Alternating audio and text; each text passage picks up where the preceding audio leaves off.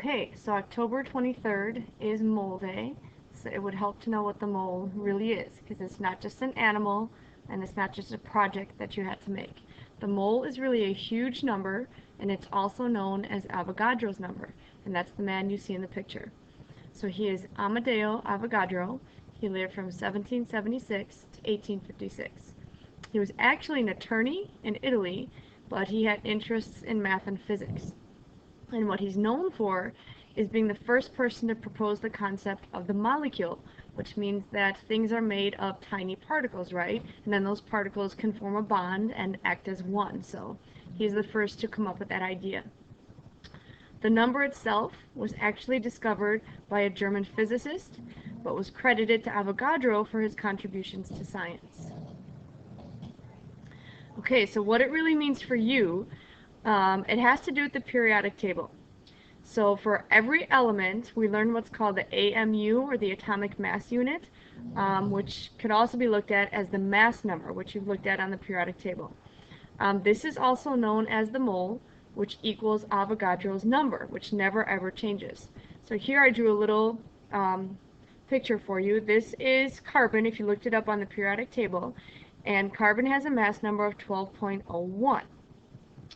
And what that means is it is actually composed of smaller particles, or atoms, and there are 6.02 times 10 to the 23rd of them.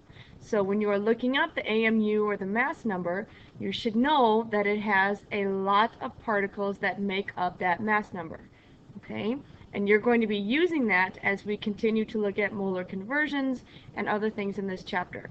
So it is a big number, 6.02 times 10 to the 23rd, and it's referring to atoms, molecules, or particles when you're looking up the atomic mass unit. Okay? And do you notice that it's 10 to the 23rd? And what is Mole Day? That's right, October 23rd. So that's where National Mole Day is coming from. Okay, now just to give you an idea of how big that number really is, I have some comparisons. So my first comparison is to marshmallows. If you had a mole of marshmallows, that would cover the United States 600 miles high. Yes, it's big. How about a sports reference? If you had a mole of hockey pucks, that would be equal to the mass of the moon. Another big number. But here's a fun one.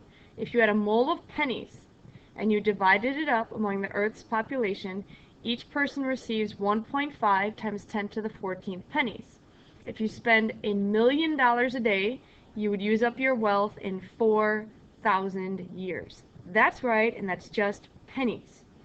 But life would not be comfortable because the Earth would be buried in copper coins 420 meters deep. But I'm hoping you have the picture that the mole is a huge, huge number. And it's referring to all of those atoms that make up the elements.